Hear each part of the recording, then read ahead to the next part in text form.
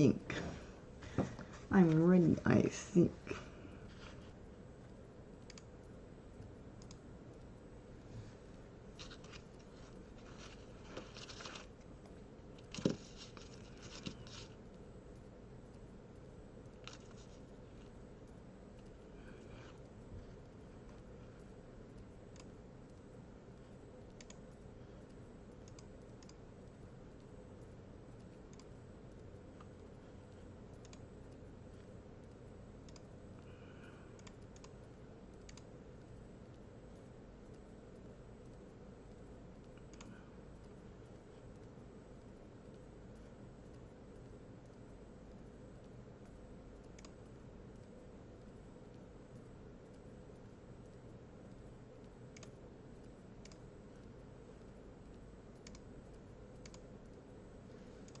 Oh, shoes.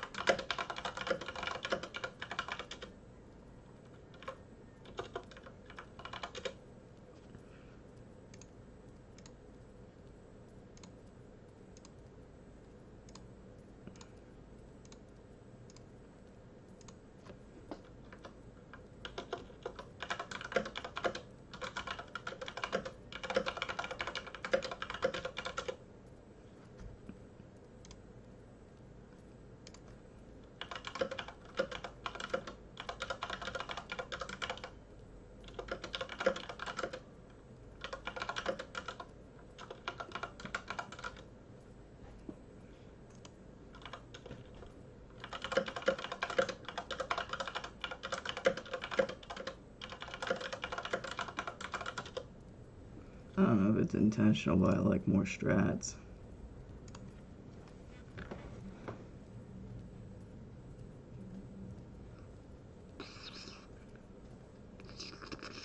They're nice.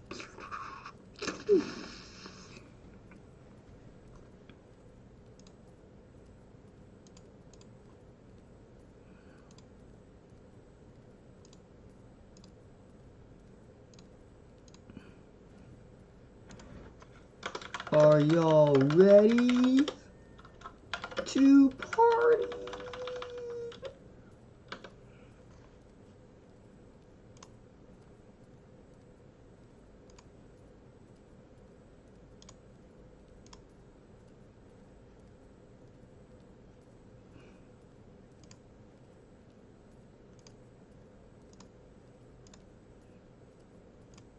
Yikes.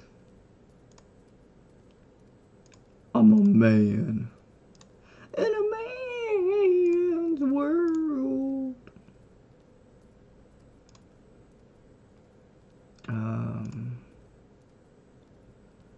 MT, bring it on. Just.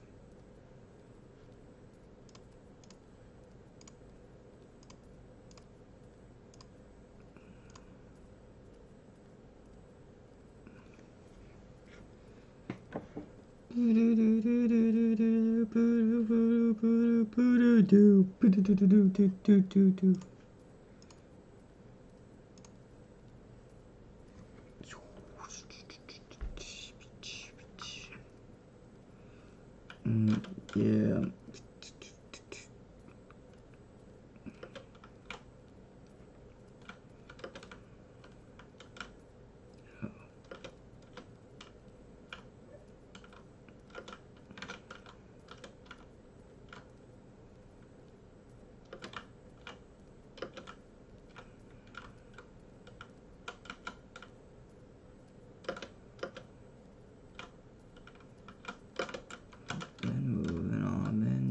innocent, all praise and glory to the Most High King. I've been moving faster than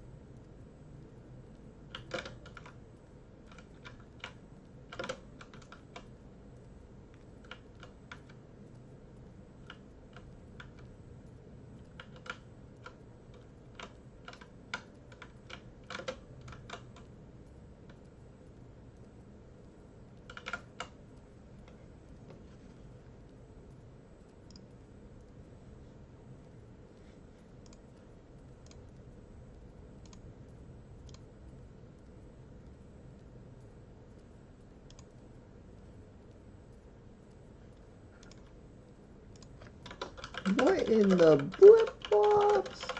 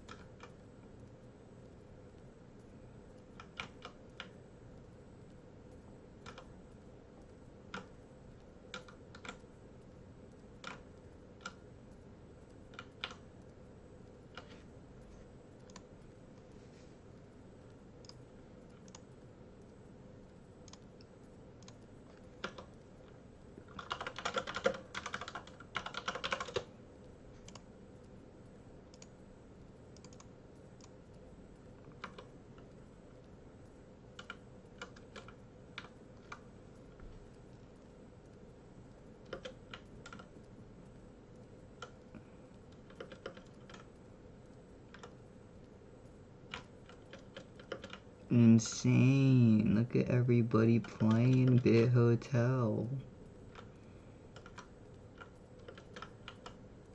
I'm not gonna go super aggressive on people like that because I don't want to ruin their experience. I'm just gonna let them understand the mechanics. But I'm still gonna get my dang tickets. I'm gonna beat them using mechanics only.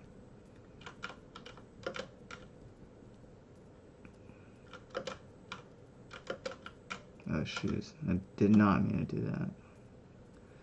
Oof.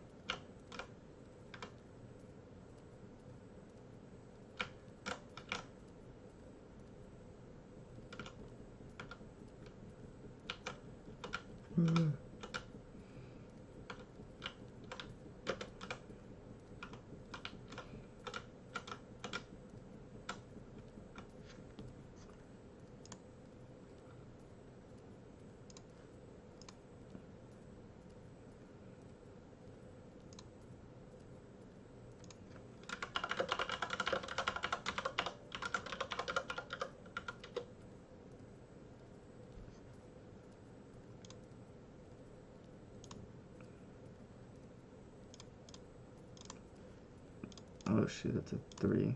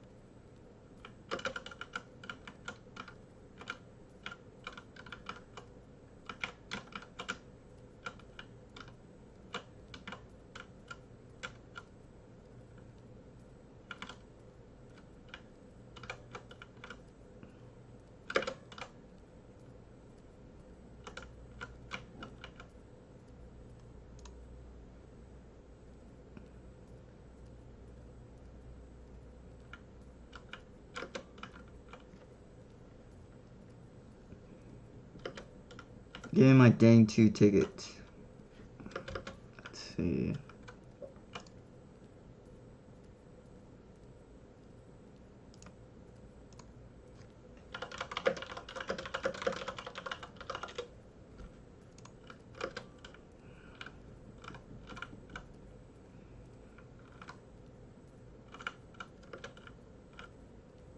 actually.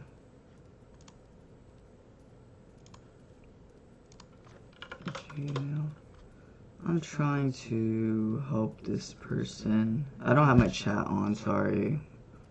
My thing disconnected earlier and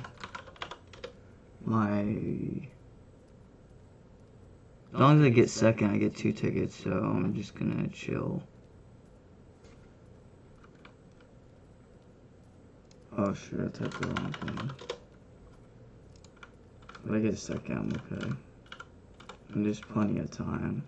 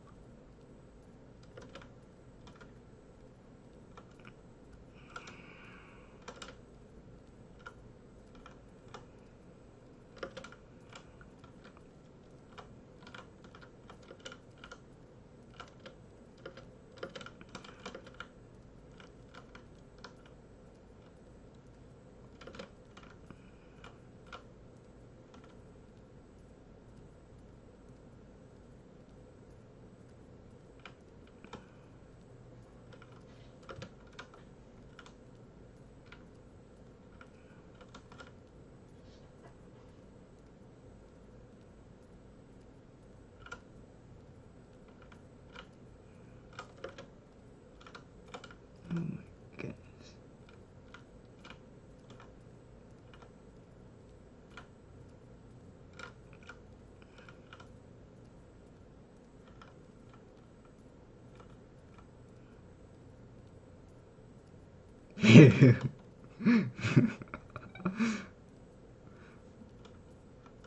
Oh my gosh.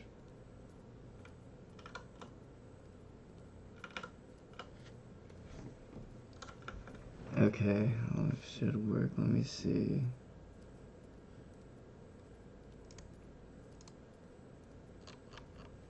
Um,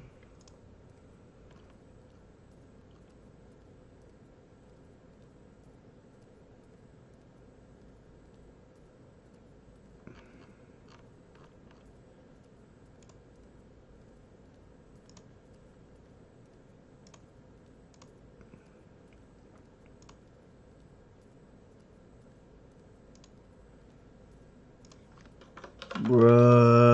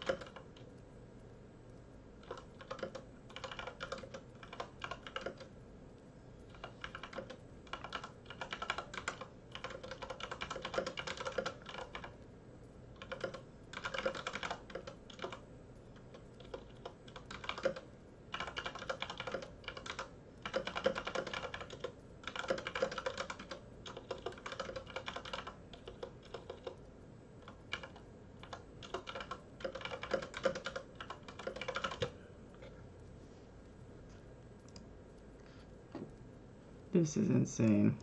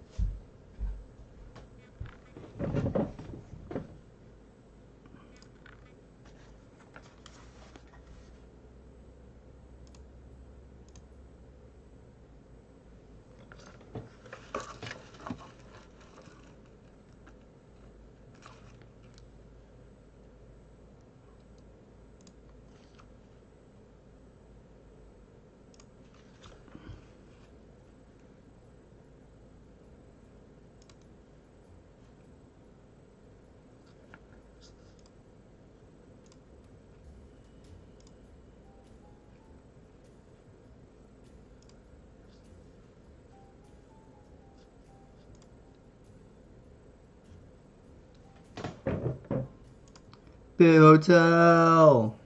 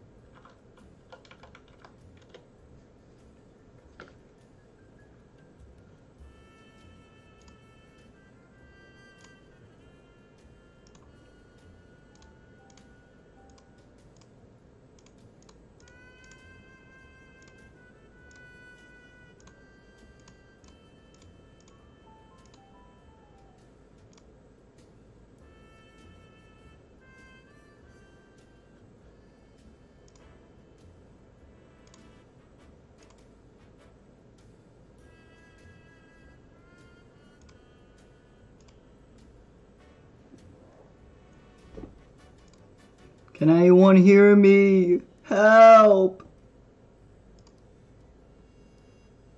Help!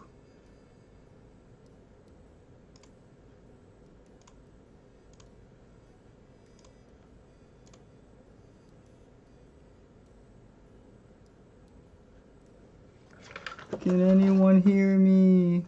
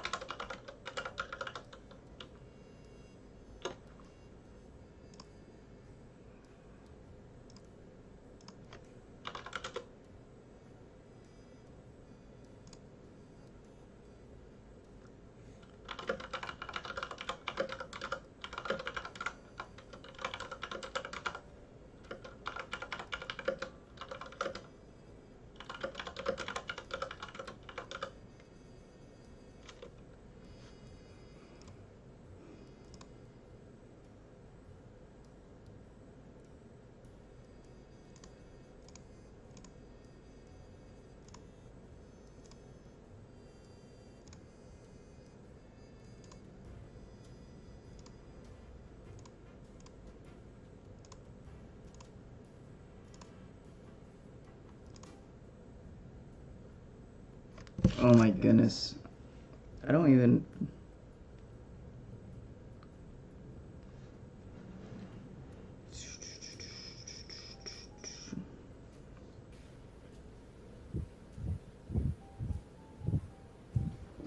Oh, someone got voice chat. Can you hear me? Can you hear me, Mr. Voice Chat? Yeah. Oh, snap! We in voice chat, baby! I hear you. This is so sick. I'm throwing Habbo Hotel in the trash.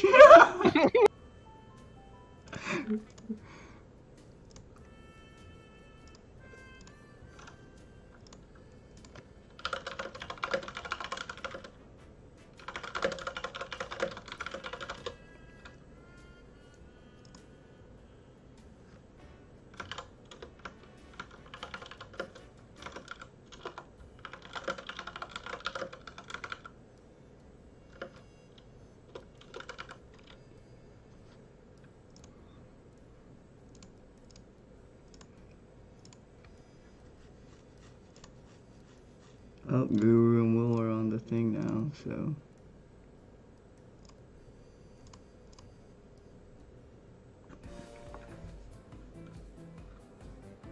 Hey, when is it open? When it's open is already open. Yeah, I'm sorry. My internet connection cut out, so... I wasn't checking my chat. I had to restart the stream. Master, stop coming for me, bro.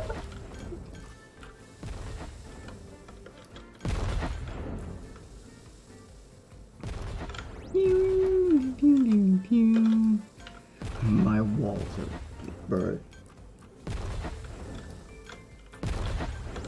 Since Will and Guru finally have Diamond, I can play and hopefully get more tickets. Oh, they're coming for me. It's coming for me. These are mine. These are all mine.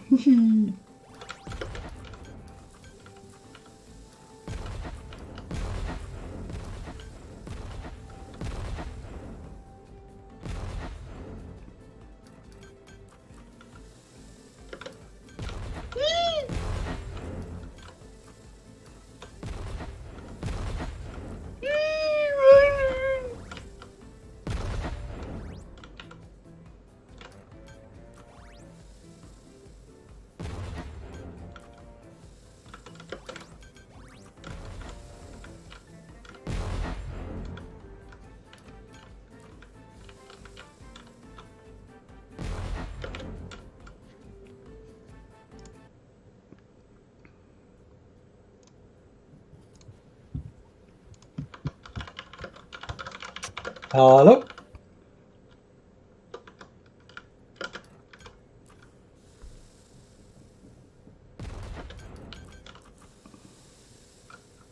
I'm on mini games. I'm sorry, fam. I was on mini games.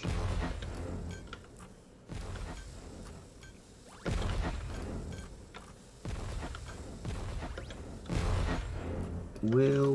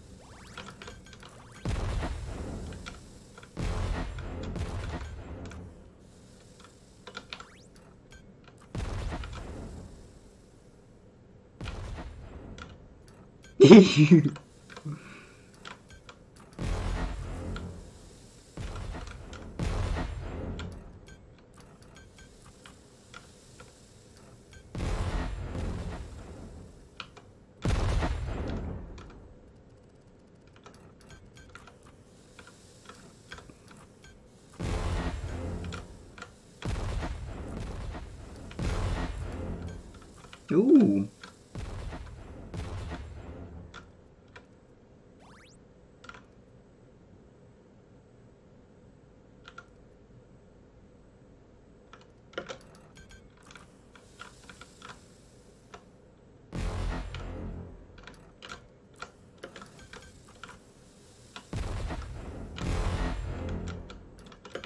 How should I go about this?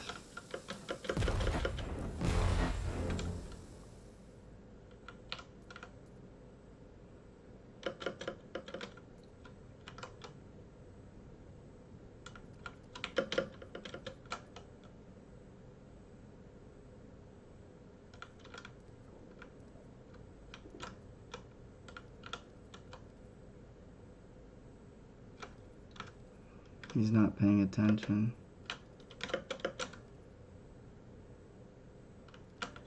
Oh, I'm not paying attention.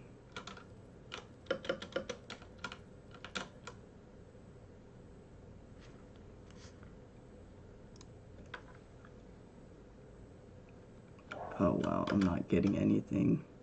Wait, did I just... No.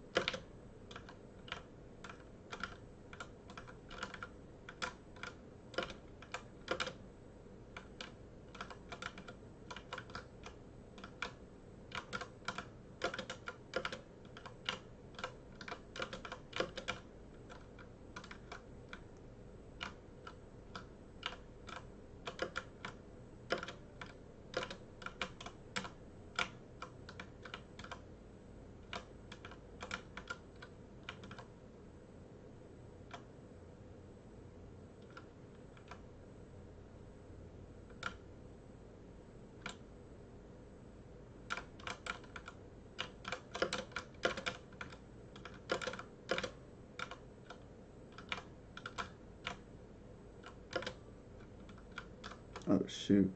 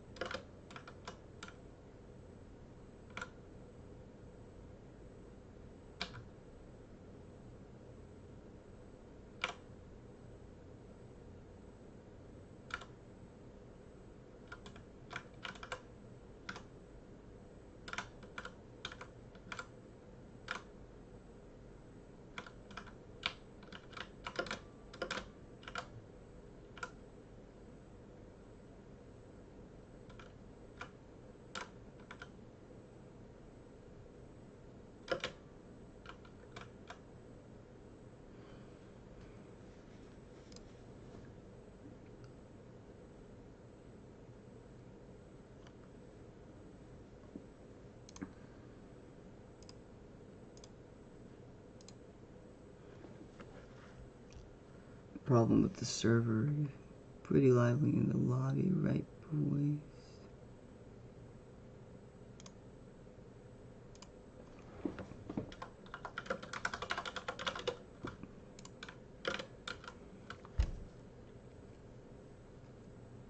Boom, boom, boom, boom. Boom, boom. Oh, watch you show.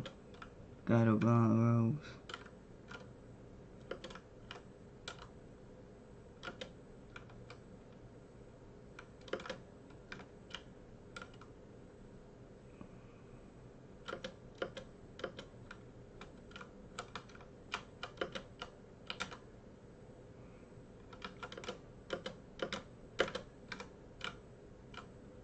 Oh, that hit me.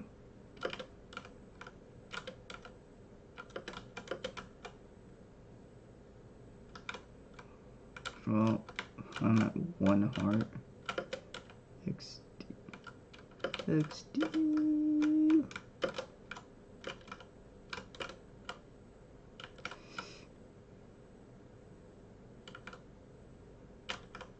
I gotta hold up for 60 seconds.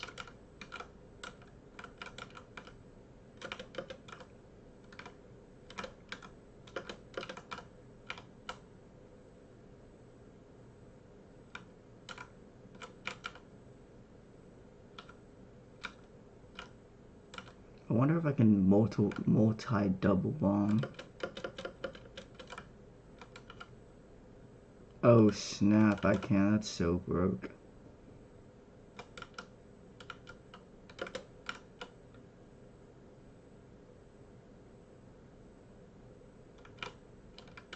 Oh my goodness.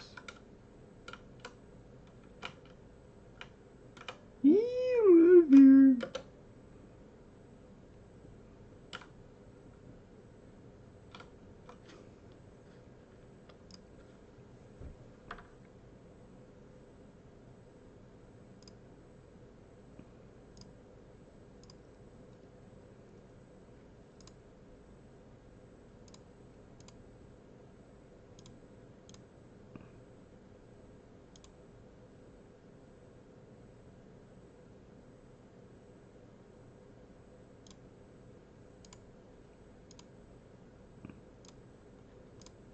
This is so... Look at it. Just look at it. Bam, bam, bam, bam, bam, bam, bam, bam, bam. 65.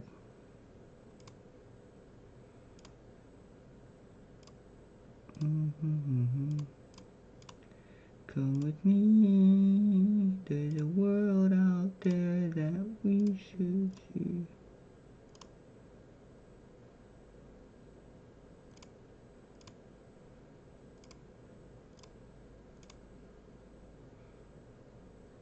Rocketeer and sun.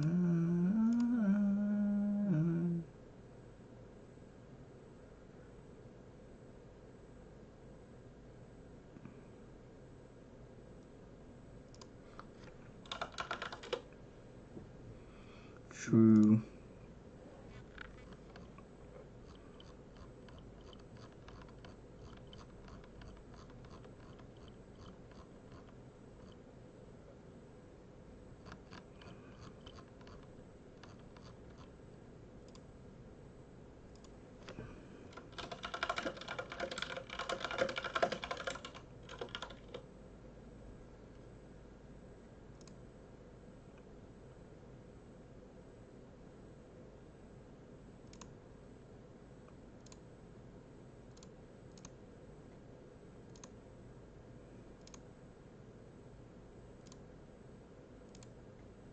This is the life.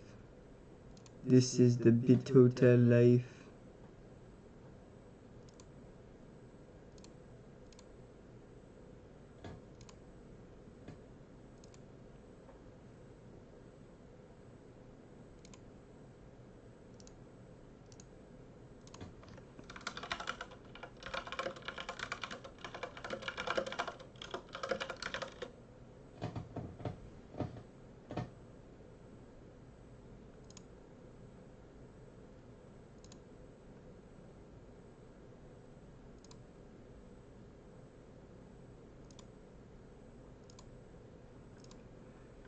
Pew pew pew pew pew pew pew pew.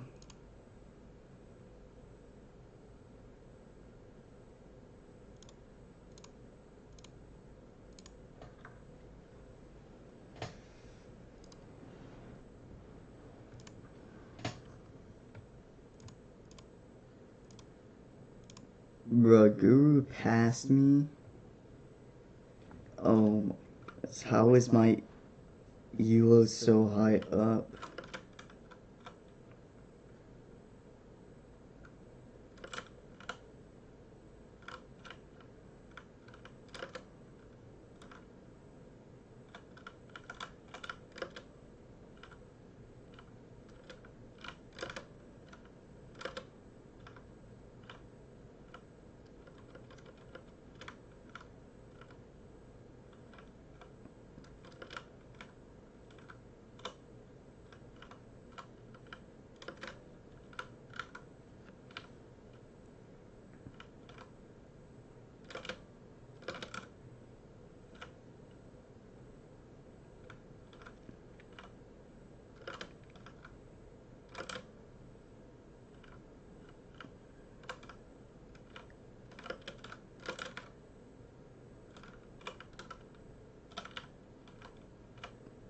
Rocketeer, yeah.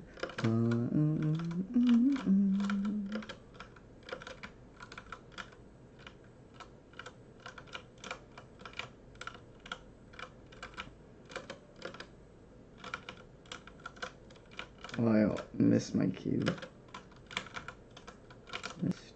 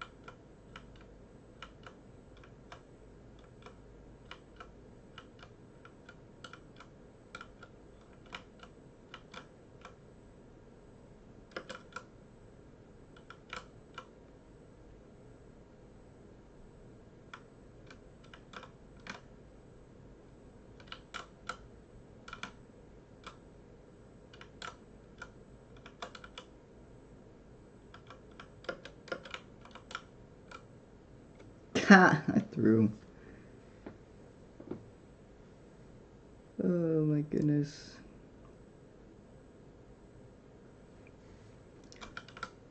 How is he so high?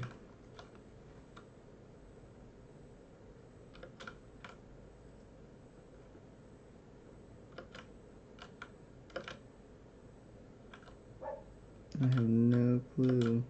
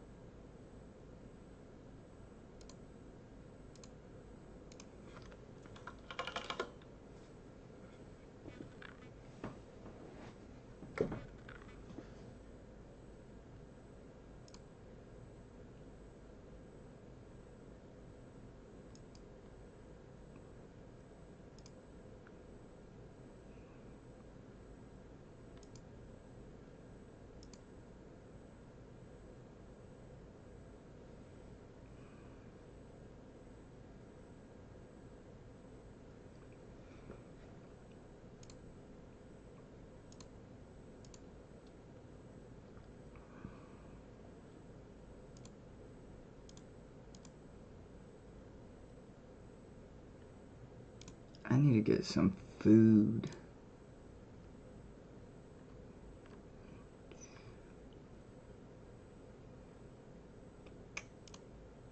Need to get some food.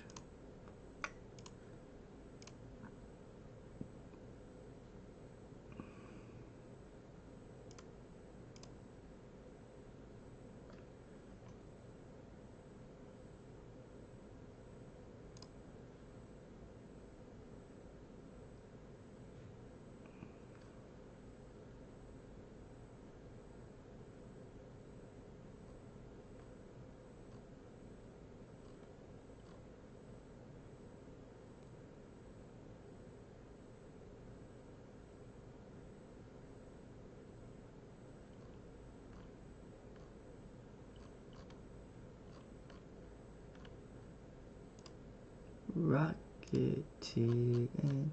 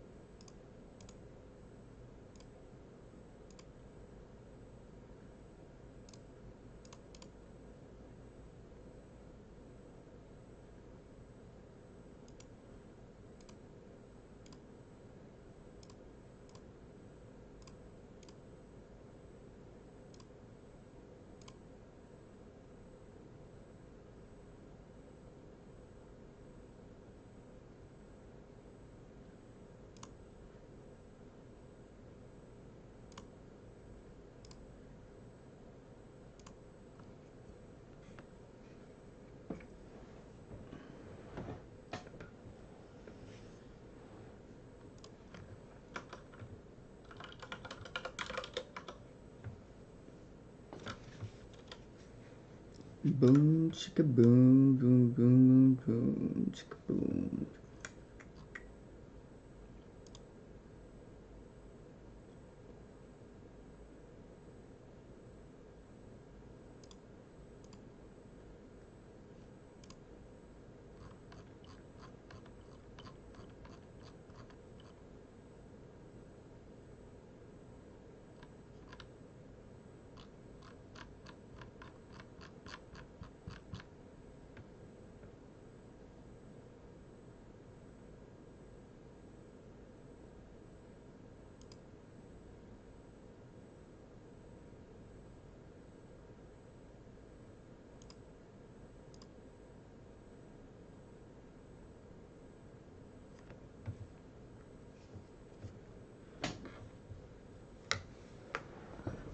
I'm getting something to eat.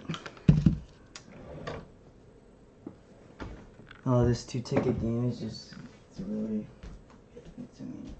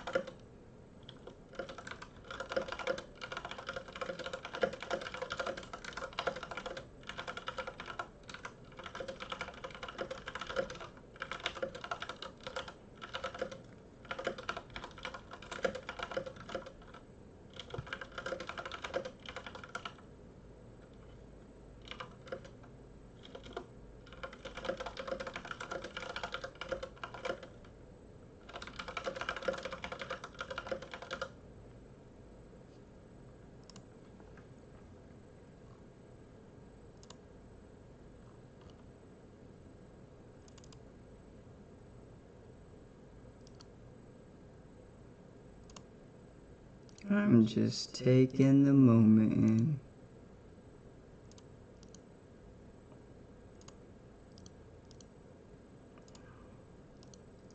I'm just taking the moment in.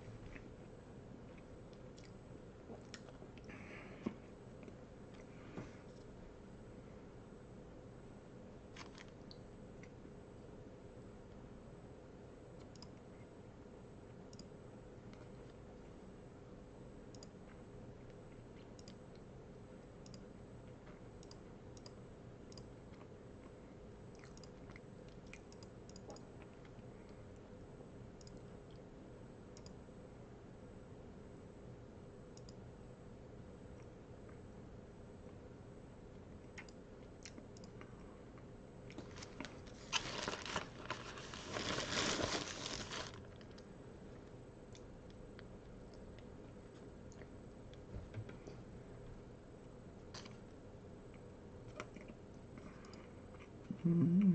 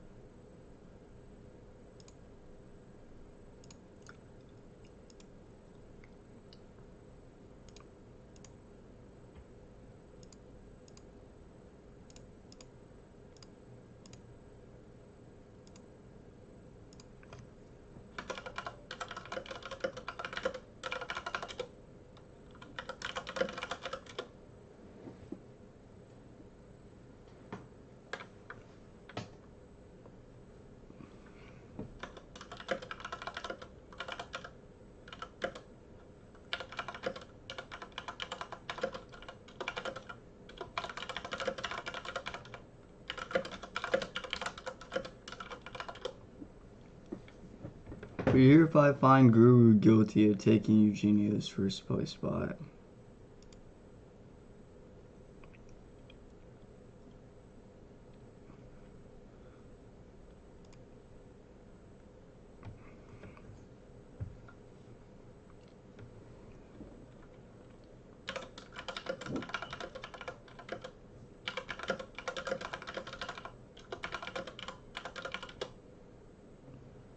Make sure you put on the Neuralink.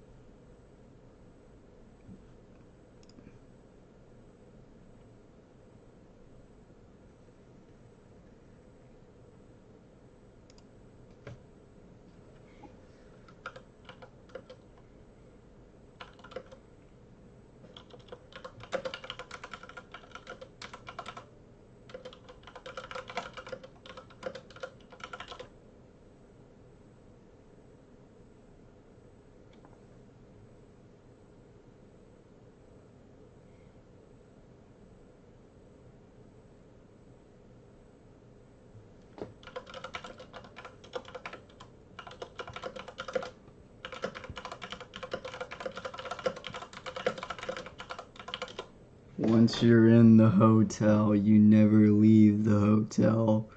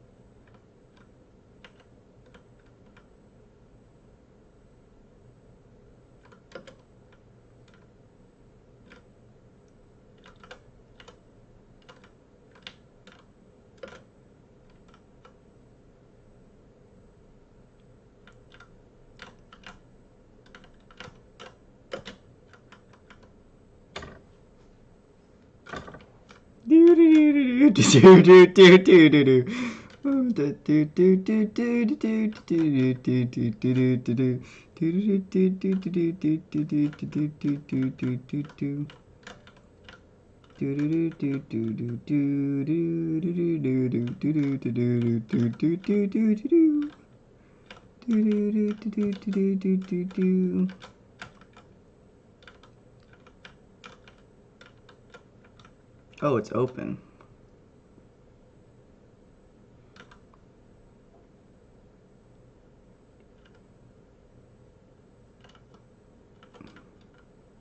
Oh no.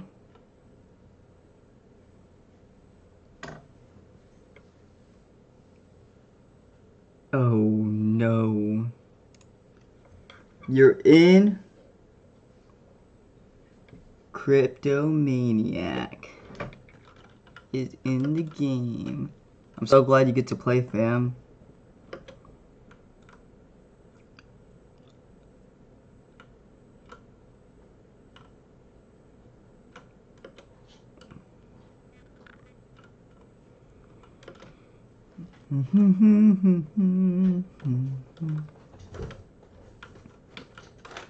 What are you doing, cat?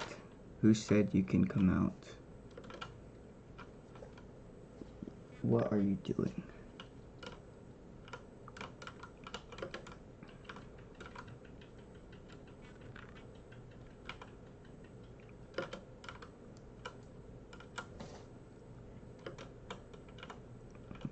Doo-doo.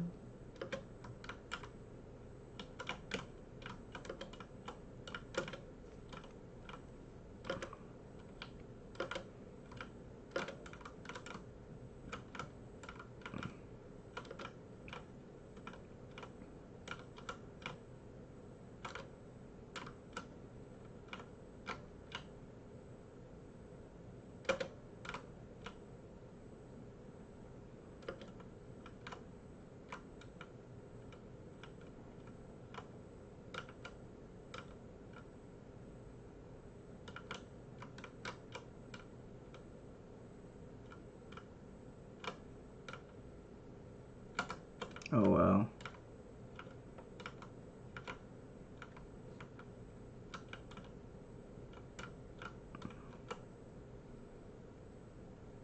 Trying not to die here.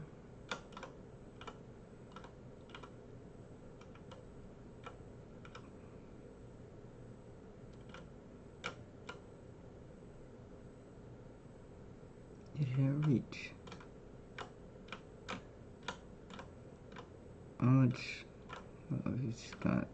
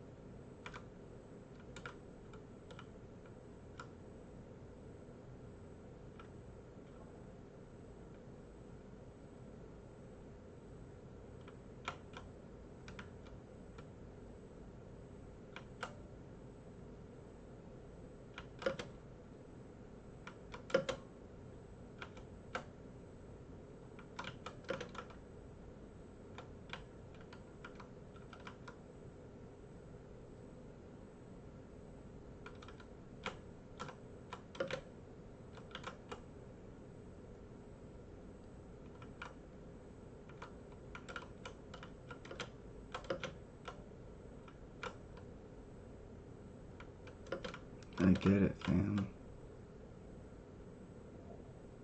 I get it.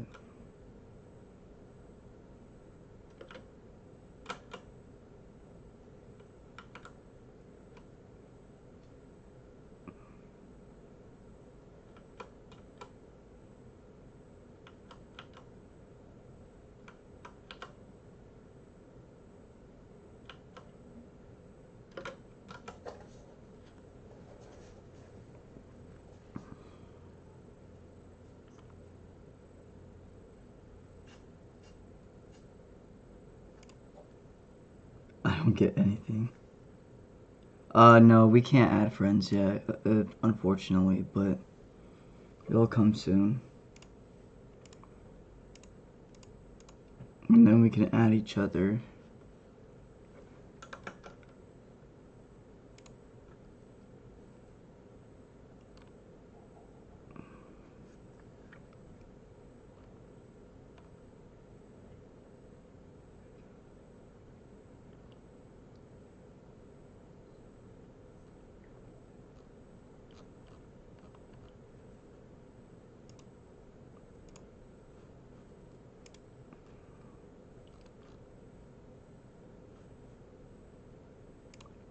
Yeah, I'm just gonna basically just take in the moment because I can't really climb. Not really. I have to play 1,000 games, like 1,500 games.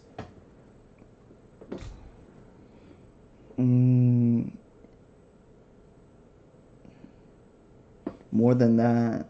It's probably like 1,600.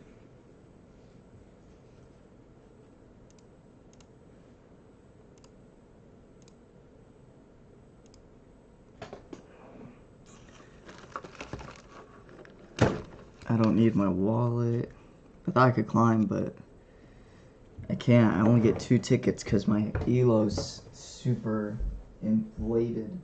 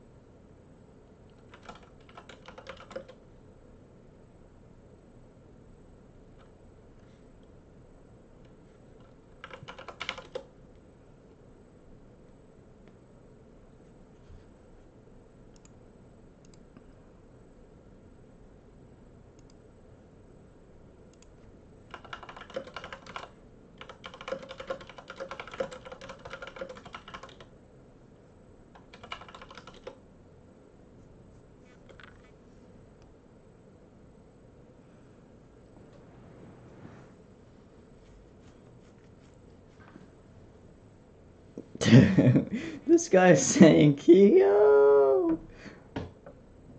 Who is he calling at?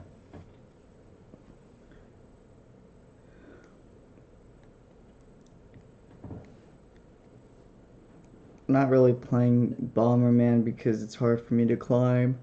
And every time I win, second place or third place, second place gets 1 ticket and third place gets 0. So I'm not gonna do it anymore.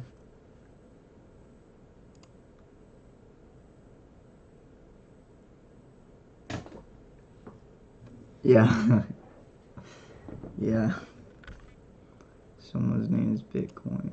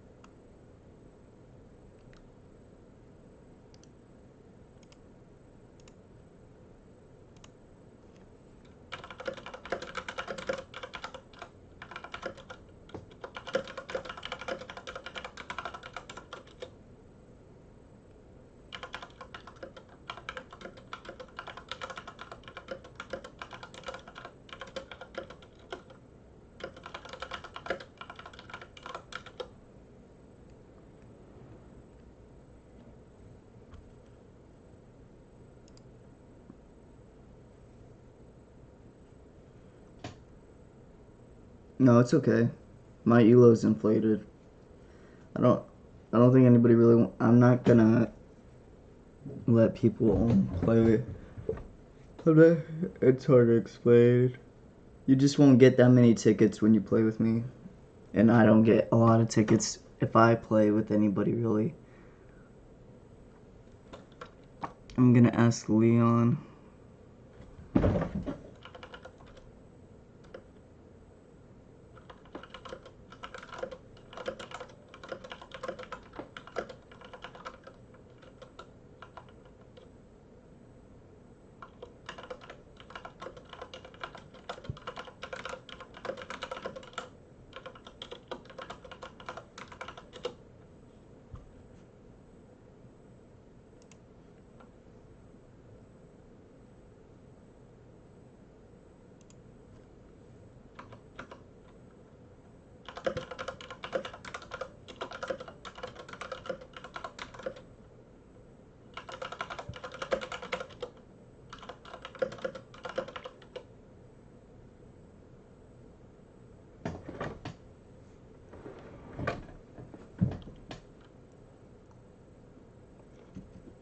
Wait, what?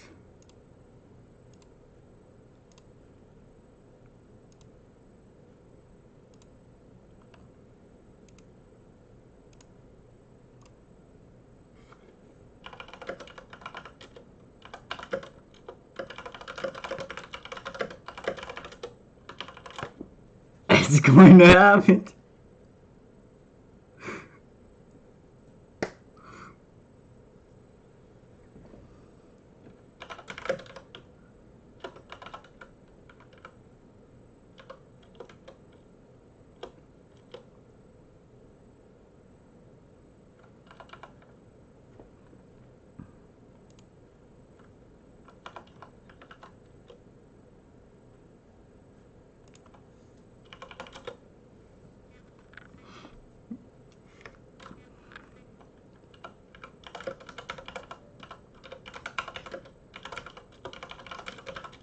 The scoreboard dislikes me.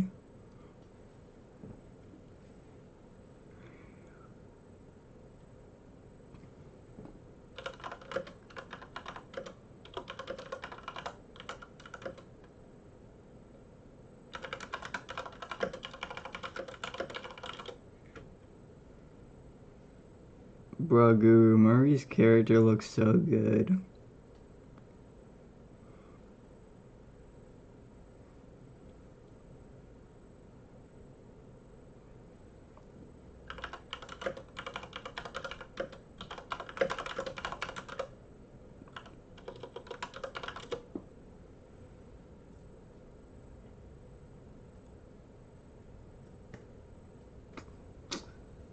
Oh man.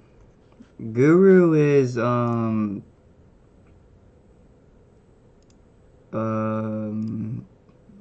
he's in the closed beta. He's probably in the stream too. He's been with us doing closed beta and he's really good.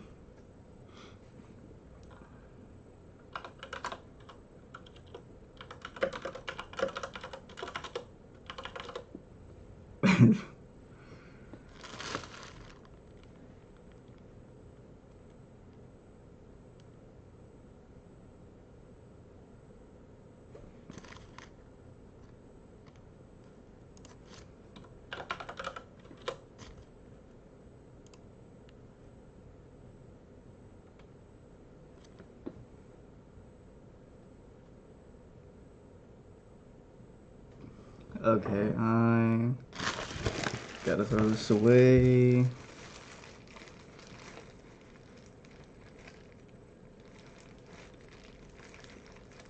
Oh, goodness gracious. Oh, somebody should probably tell people that collectibles aren't in the skips, aren't in it yet, in case people might have collectibles.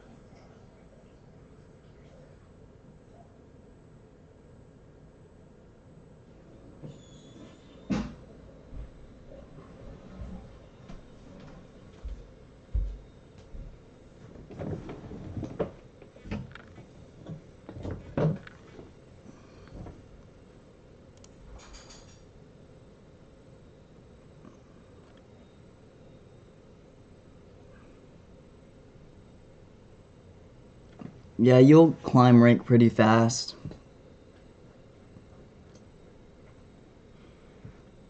You'll climb rank pretty fast.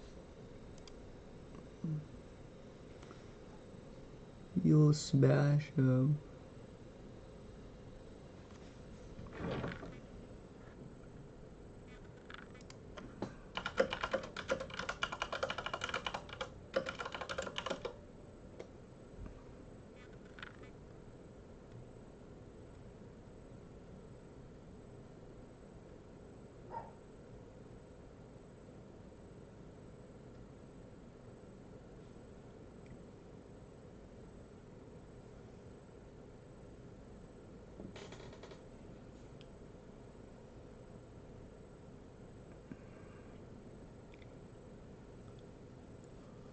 Oh.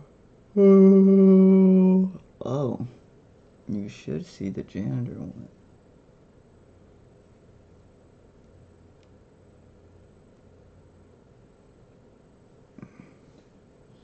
But you're connected and you see no skin?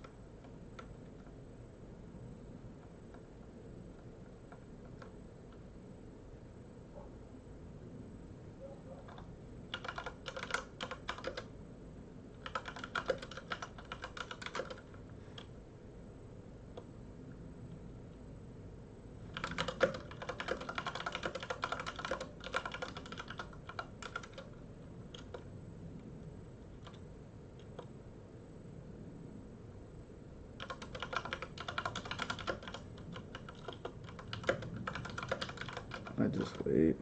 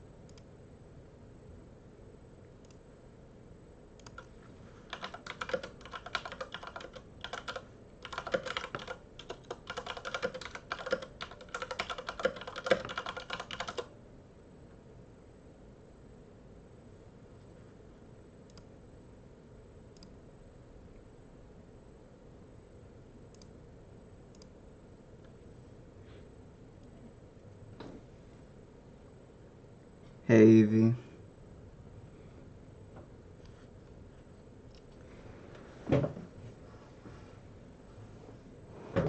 I'm just chilling. I'm probably gonna, I don't know, put some music on. I can't really do anything because my elo's inflated. Like, I think you can see it. And whenever I win or lose, I don't get that many tickets. So I'm just not. And if I beat people, they end up getting 1 ticket or 0. So I'm just chilling. I'm just taking the moment in.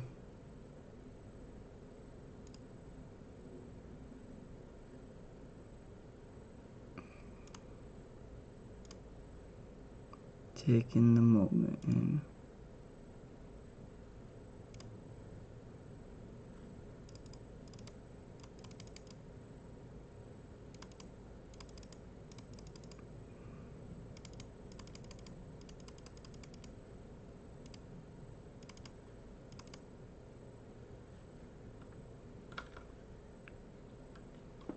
Probably gonna refresh.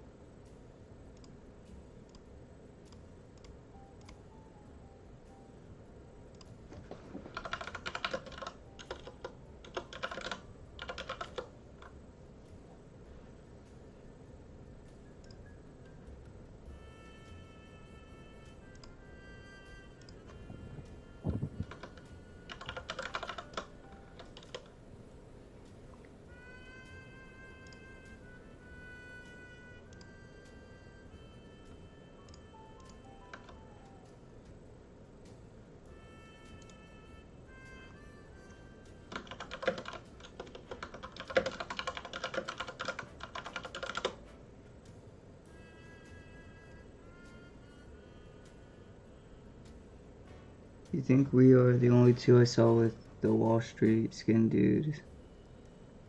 Yeah, definitely.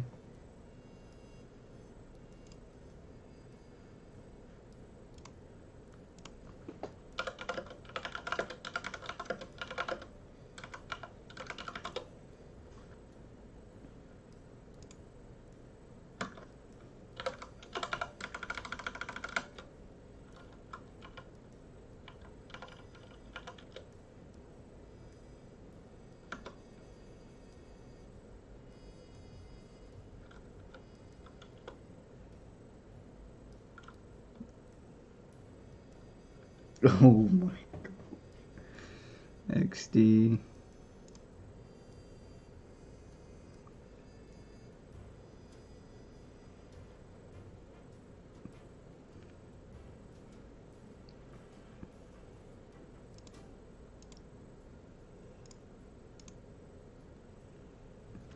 My cat is purring.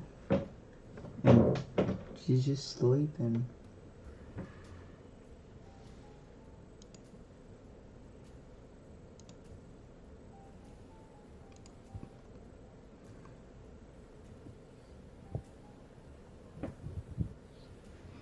Yeah, you don't have to donate me. You don't have to donate me anything.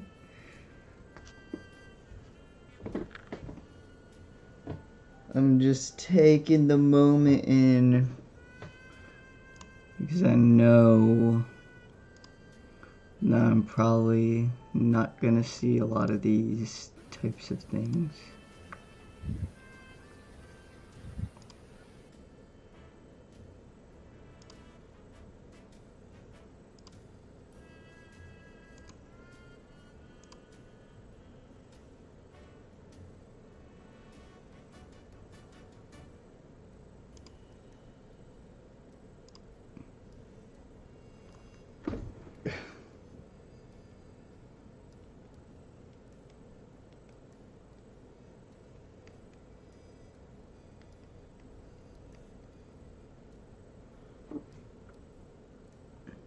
Yeah, you can.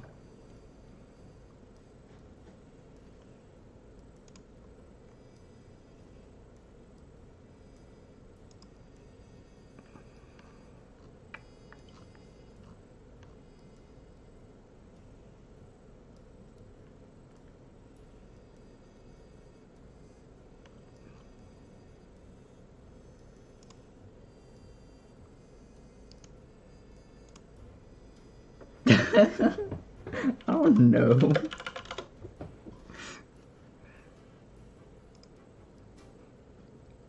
Asking me when can we earn 14 tickets again?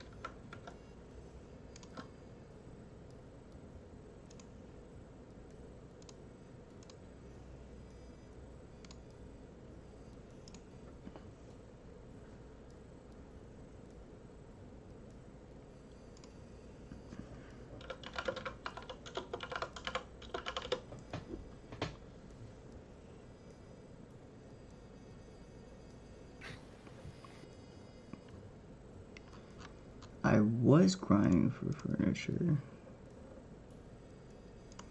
but now I can't really make any impact. No new videos.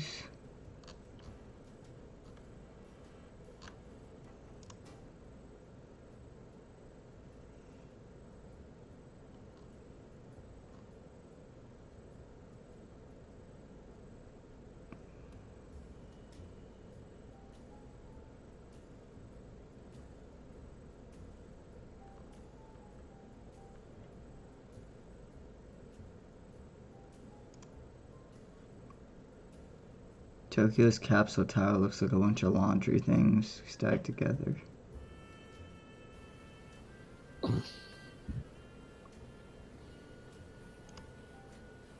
The Truman Show is one of my favourite movies. It's incredibly rare for a film to be as funny, cohesive, beautifully paced and rich in detail as The Truman Show. However, it's even rarer for a movie to go beyond this and give accurate prophetic insights about the world. 20 years later, and The Truman Show's allegorical message is more relevant than ever. But the only way we can truly understand its meaning is by diving into the story. The film begins with a monologue from Christoph, who sets up the main premise of the movie. Truman is the unwitting star of a reality TV show centered around his life. Truman, a child abandoned at birth, has been brought up to believe that he is a normal guy living in the idyllic town of Seahaven Island. However, Truman's entire world is a lie. All the people he knows, including his mother, his best friend, and his wife, are all paid actors. Seahaven Island is also fake, and is in reality just a huge set enclosed by a massive dome. This gives Christoph, the director of The Truman Show, almost complete control over Truman's world. This ranges from the ability to control the weather, to the day-night cycle, and even the stars in the sky. Truman's every moment is broadcast around the world, with extra funding from the show coming from product placement.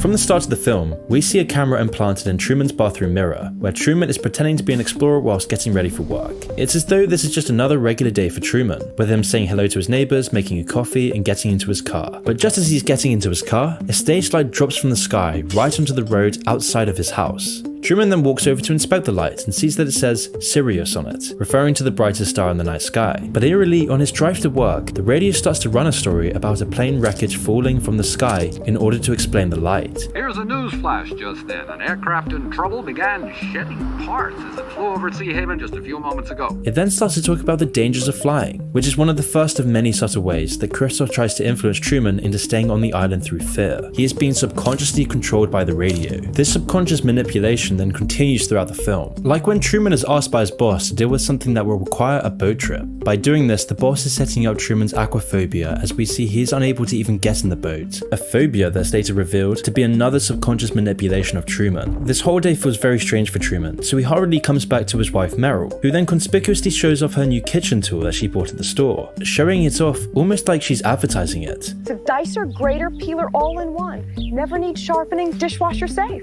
Truman becomes suspicious, and when out with his best friend Marlon, Truman's behavior starts to be off, and he brings up his desire to leave and go to Fiji. Marlon catches that Truman is starting to wake up, so he quickly shoots down the idea. He doesn't want Truman escaping. That would break the whole game. In the next scene, we see Truman go off to spend some time on the beach, where he remembers the tragic boat accident that seemingly killed his father and gave him his aquaphobia. Christoph then even heightens Truman's misery by adding a specific path of rain to follow Truman, and with Truman's breakdown growing, we see the audience's engrossed reactions. It's all these early scenes that serve to illustrate that the fictional Truman Show can only function when Truman buys into this false reality. The Truman Show, therefore, has to make sure that Truman can't escape his cage, or even see that he's in a cage. If he knows that he's in a cage, the whole game collapses. The ways that Christoph keeps Truman deluded are the most striking aspects of the allegory. The most obvious and egregious of these is how Truman is kept complacent by exploiting his deepest fears. For example, Truman's aquaphobia works perfectly to keep Truman on the island. Christoph even risks Truman overcoming this fear when he sends Truman to unsuccessfully board the boat. The fact that Truman can't overcome his phobia only reinforces this. Truman is also constantly barraged by propaganda and subliminal messages to induce a fear of flying. There are constant reminders of the dangers of flying. It takes this rampant fear-mongering to keep Truman's delusion alive. However, this time the propaganda starts to weaken. Truman still fantasizes about taking a flight to Fiji. His aquaphobia is still strong, but it's revealed that this is most likely because it originates from the undressed guilt over Truman's father's death. But it's not just the fear that influences Truman. The control that Christoph has over his world is total. Everything Truman takes in on a daily basis is designed with a secret purpose. The TV he watches reinforces the message. The media always has headlines directly promoting whatever they want Truman to believe. Even the people that Truman talks to on a daily basis spout the same canned lines and positive affirmations. Propaganda is seeping into every aspect of Truman's life and society. You thinking of flying somewhere?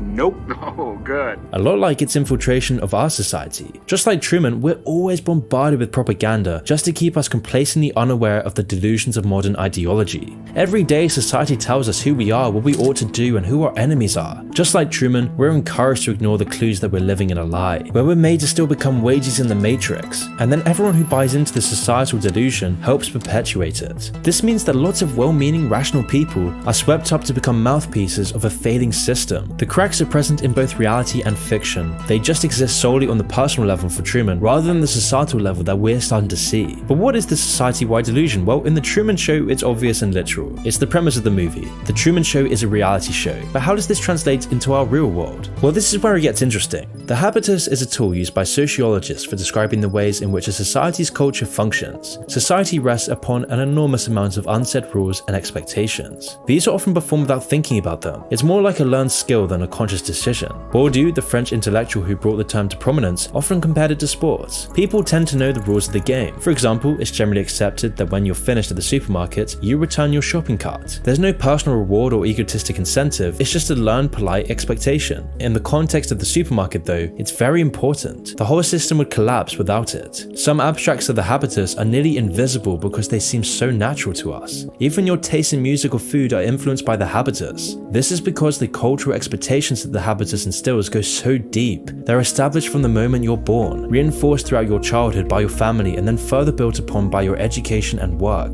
This then makes the habitus a self-perpetuating structure.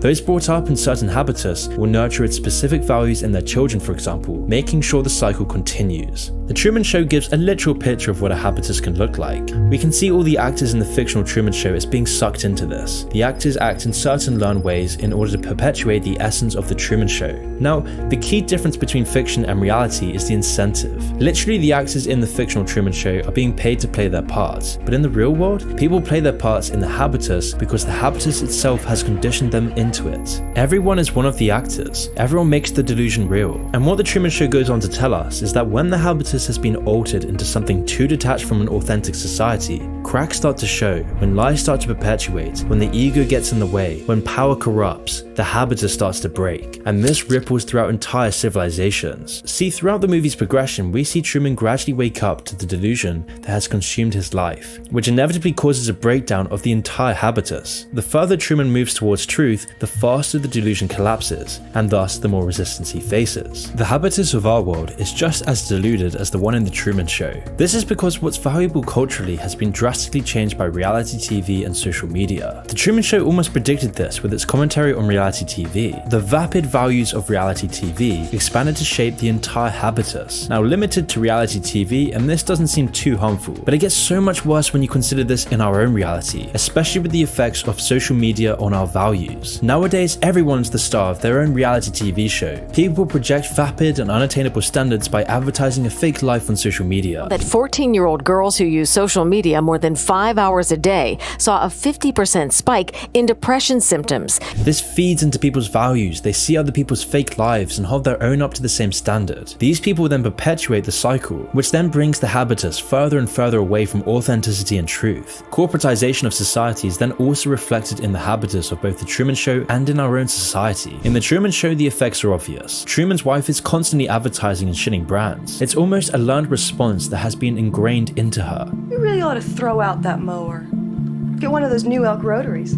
Which is why at this point, Truman is actively interrogating her on the lie that they've been living. In response, Truman's wife defaults to an almost robotic speech about a coffee brand. This is the habitus failing. Truman's wife is so deeply submerged in the Truman Show delusion that she has no other response. She just keeps reading the same script. But it's so much worse in our own society where our habitus is so heavily corporatized, with corporate values being held in such a high regard that we value our careers more than our families. Never before in history has this happened. Truman's suspicions of reality are then brought up again when his father, who he assumes is dead, shows up on his way to work dressed as a beggar. Dad? Truman's father is then quickly whisked away on a bus, but not before Truman sees his face. He realizes something is up, so he goes to talk to his mother, who tries to explain away his father's reappearance by suggesting that he's just crazy and hallucinated it. This time, it doesn't convince Truman, who also notices how often his wife name drops brands. As Truman starts to go through his old things, the movie flashes back to Truman's college years and a chance encounter he had with a woman named Lauren. Lauren's meant to be a background character, but the two sides meet across the room. They share a conversation in a romantic moment on the beach. Lauren then goes out of character to try to reveal to Truman that his whole reality is fake. Listen to me. Everybody knows that. Everybody knows everything you do. They're pretending, Truman. Do you understand? Everybody's pretending. Lauren, who reveals her real name as Sylvia, tries to explain that Truman's world is a lie, but then again she stops short by a man saying he is her father and that she's just talking nonsense. As Truman starts to think back to this, it's revealed that he still longs to see Sylvia, with him even recreating her face from fashion magazines, because Sylvia is the only thing that's real in this fake world. It's then later revealed that Truman is obsessed with Fiji, as Sylvia is reported to be moving there. Truman then starts to see more and more suspicious things. His radio specifically describes his every move in an apparent malfunction. Okay, he's making his turn onto Lancaster Square. Truman's also seeing every part of the background set, but he's always escorted away from it. This sequence of events brings his suspicions to a breaking point, as Truman concludes that it seems that his entire world revolves around him in some weird way. Fearing that he's going crazy, he brings up these questions to Marlon, his best friend, who then just tries to brush it all off. And in response to his increased suspicion, Truman is then further barraged by suggestions that everything is just fine, that he's just being weird. His mother then shows fake pictures of him at Mount Rushmore, and even the TV runs a program about the benefits of a small town life. But by now, things don't work like they used to. He's seeing the society that he lives in starts to crack. It's also laughable and ridiculous. This whole thing is a facade. And now that Truman is waking up to this reality, the lullabies of deception can't draw him back to sleep. After noticing that his wife is crossing her fingers in his wedding pictures, Truman follows her to work. Despite multiple attempts by extras to delay and stop Truman from seeing the surgery that his wife is helping with, Truman breaks into the hospital and sees the fake surgery being played out by actors who have no idea what they're doing. Determined to leave, Truman then visits a travel agency. By this point, Truman's had enough. He's determined to leave. He wants to escape the sick society, so he tries to book a flight to Fiji, but the clerk says they're all sold out for at least a month. So then Truman tries to get a bus out, but it conveniently breaks down just before leaving. Truman then, sitting in a car at home, waits for his wife to come back from work. When she does, she gets in the car with him as he points out the clockwork regularity of the people who go past their road. Unsatisfied with her unrealistic reaction to this, Truman then locks the car and takes Meryl on an impromptu road trip. To everyone around him, he seems like he's having a breakdown. He's breaking the rotten habitus surrounding him, but then instantly traffic jam starts, stopping Truman in his tracks. Truman then pretends to go back home, which disperses the traffic completely, but then turns right around and makes his way out of the suburbs and onto the road. Once they reach the bridge which stands between Truman and the mainland, it seems that his conditioned aquaphobia will stop his escape plan. All the conditioning and propaganda is the only barrier to his freedom. However, Truman overcomes his fears by closing his eyes and forcing Meryl to steer the car while he holds down the accelerator. Once they're over the bridge, other obstacles are set up by Christoph to try and stop Truman from leaving. Truman even drives through a wildfire, but is stopped by a roadblock due to a convenient leak at the nearby power plant. In desperation, Truman tries to get through on foot, but is tackled and subdued by men in hazmat suits who take him back home. The implausibility of all these events cement Truman's skepticism of the world around him, which brings up the question, how many so-called emergency events in our own world could be equally implausible?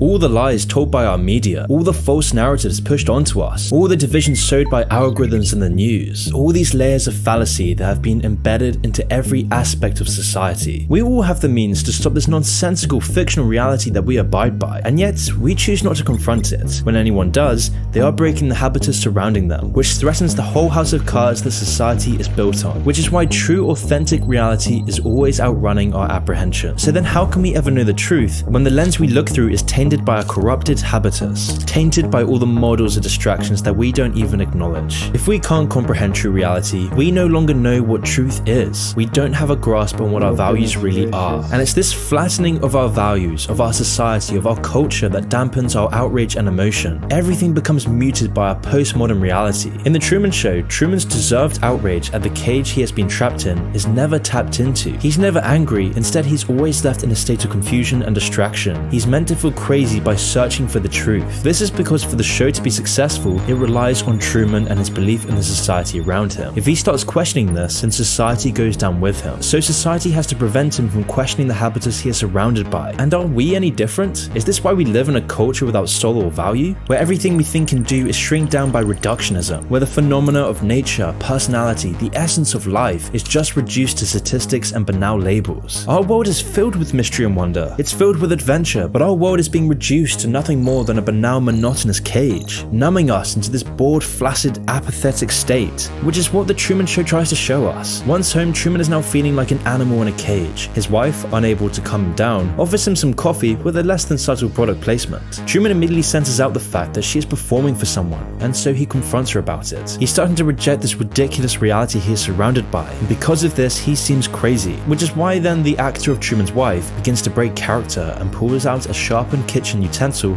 to defend herself. It's these sorts of cracks in the show that only happen when Truman stops believing in it. Like in our world, we're now starting to see the rise of political outsiders. We're seeing the rise of extremism and a general apathy of all the people who refuse to believe in our current system. With our government starting to collapse with war imminent, no one trusts our broken society. And in the case of The Truman Show, it's this unraveling madness that almost ends with Truman's wife revealing her acted role. Only until Truman's lifelong friend Marlon bursts in at the last minute and whisks Truman away to have a heart-to-heart conversation. But at this point, it's like putting a band-aid on a gaping wound. The floodgates are now open, and Truman's belief is dwindling. In this scene, the two are sitting near the river and begin reminiscing. Christoph, through Marlon, reassures Truman that Truman's life has meaning and is normal. He comforts Truman by assuring him that if what Truman believed was real, then everyone would have to be in on it, including him. Though this isn't possible, as Marlon would never lie. On the surface, Truman seemingly takes this into heart, but deep down he knows that Marlon is just a victim of the game, and so he deliberately shows to him that he bought the ruse. He knows knows that Marlon isn't a bad person, but that he's not a real person. Morning arrives and Truman seems to be back to his old self. He draws with a bar of soap on in the morning. He has the usual conversations with his neighbors and co-workers and seems interested in a new office mate he will have next to him. Evening rolls around and everything seems business as usual with Truman fast asleep. However, Christoph senses something is off. Truman fell asleep in the basement rather than his bed, so Marlon is again sent over with a six-pack to investigate and talk Truman back to sense. However, this time he finds that Truman isn't there and has escaped from the house. Christoph calls for all actors to search for Truman and for the first time in the show's history cuts the transmission. However, even with all the actors searching the entire set, Truman cannot be found. At his wit's end, Christoph has the set illuminated into daylight mode early and, on a hunch, has the team begin looking through the cameras near the harbour and on the boat. After cycling through a few cameras, the team finds Truman aboard a sailboat and Christoph gives the call to resume transmission. After a few moments of peace sailing, Christoph is then faced with a dilemma. He either continues the transmission at risk of Truman finding the truth, or he gets rid of Truman entirely. So he decides to send a violent storm above Truman's boat. Christoph increases the violence of the weather, but after a few long minutes, relents. Amidst this, Truman shows his willingness to die for the truth by shouting to the sky, "Is this the best you've got?" Christoph, in godlike stupor, descends to send the most violent bout of weather yet, all to the dismay of his crew and producer. Truman, however, holds on but is knocked unconscious. But at the last minute, Christoph rescinds the weather and removes the storm, resuming the tranquil waters. Truman regains consciousness and begins sailing his boat again. He has beaten the storm and the sea seems to be in his favour. However, after a few minutes, the bow of Truman's boat launches through the side of the set, leaving a big hole in the sky dome. By now, all of Truman's suspicions have been confirmed, and, in an ecstasy, begins punching the wall. However, the reality of Truman's situation begins to dawn on him as he sees the ramp at the end of the water. Truman walks across this ramp walking on the water. The audience is gripped. The culmination of his 30 years in the Truman Show seems to be at its finale. Truman locates a staircase and slowly ascends to the side of the set. At the top, he locates the door labeled exit and opens it, revealing the abyss beyond his realm. A godlike voice then thunders through the sky as Christoph reveals that Truman was the star of a TV show with the whole world watching. Truman asks, "Was nothing real?" And in response, Christoph responds that Truman is real, and that's what made him so enjoyable for millions. Christoph then tries to keep Truman in the set by indicating that there was no more truth out in the real world, and that in the world he created for him, he had nothing to fear. His ignorance was bliss. After a few moments of silence, Truman looks up at the camera and says his final words before leaving the show.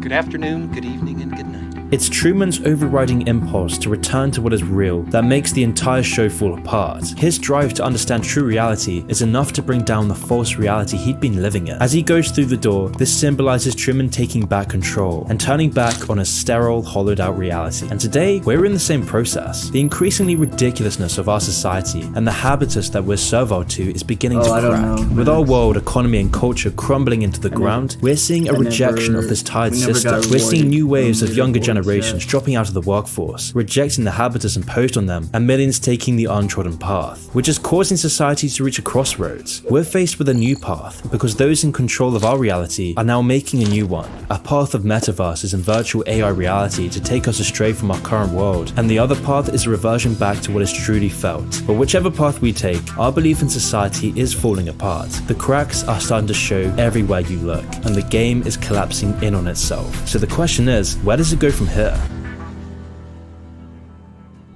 I have a quick important announcement to make. I'm sick of being demonetized on YouTube. I'm sick of censoring these videos for the YouTube algorithm. So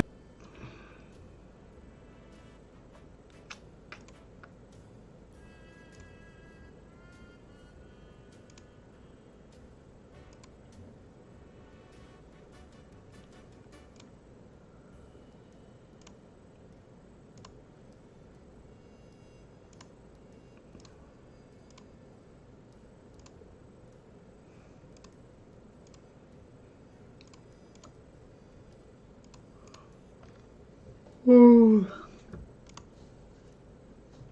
2,700 tickets.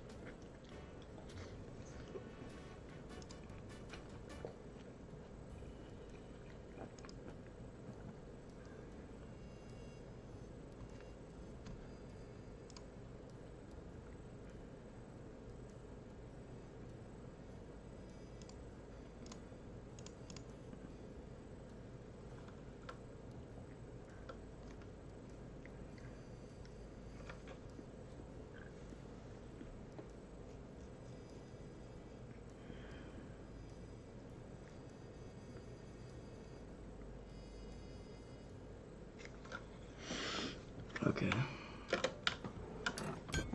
I'm just doing this for the picture, and then I'm probably gonna take a nap.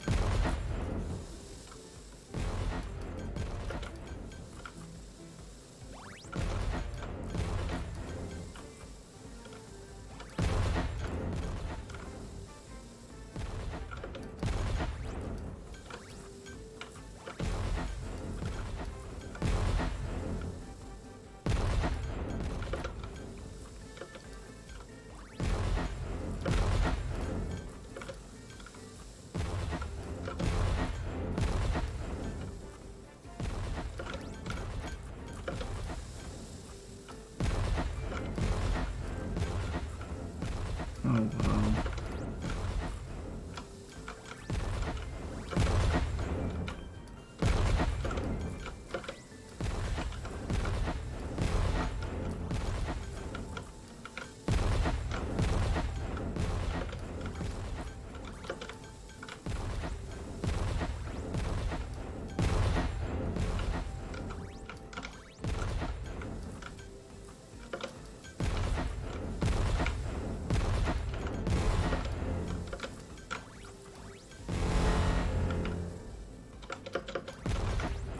Oh no, you gotta be kidding me.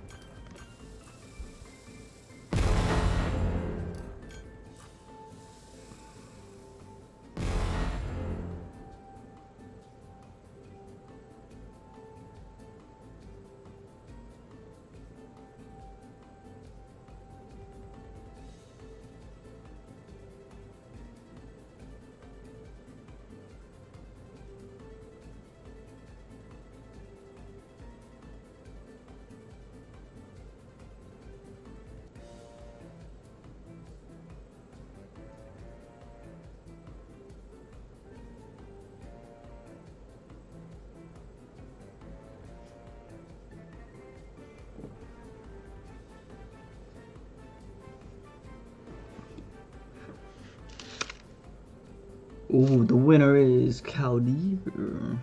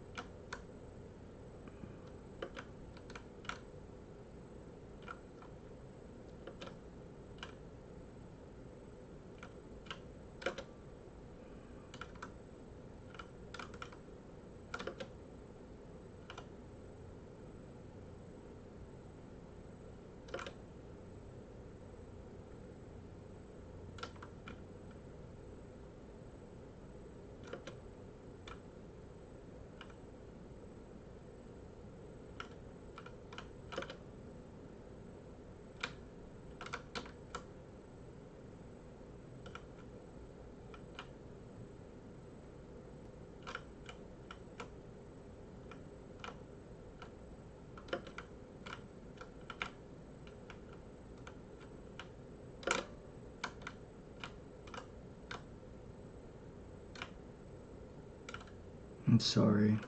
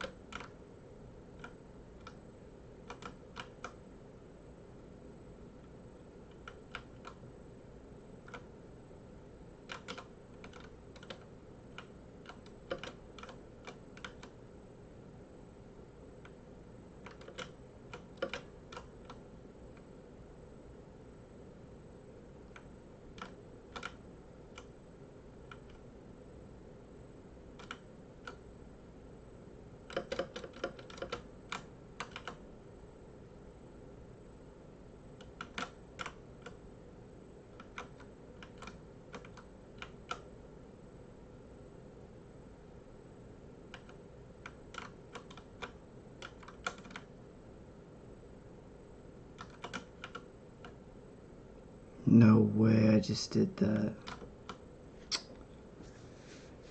Oh man, what am I doing?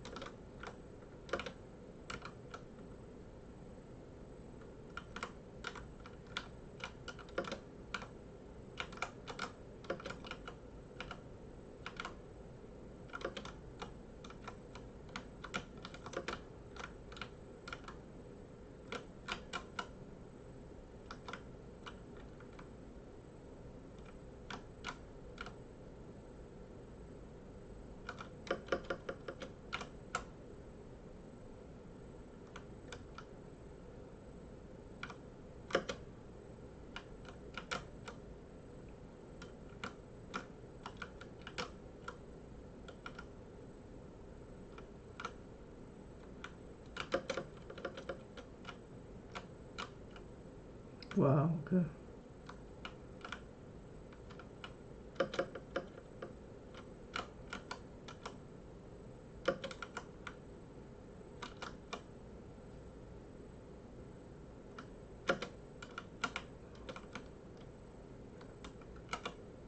Oh my gosh, this lag. Oh my goodness, this lag. Oh, it's crazy. Craziness, craziness.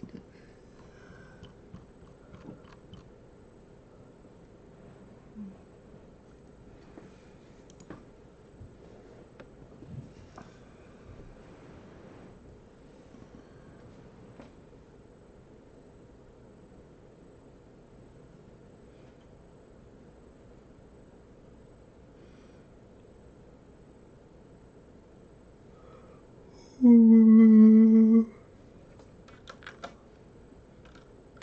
think I'm gonna stop the stream here.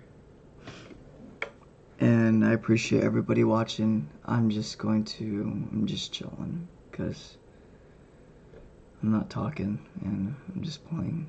So thank you. Love y'all, and I'll see you soon. God bless.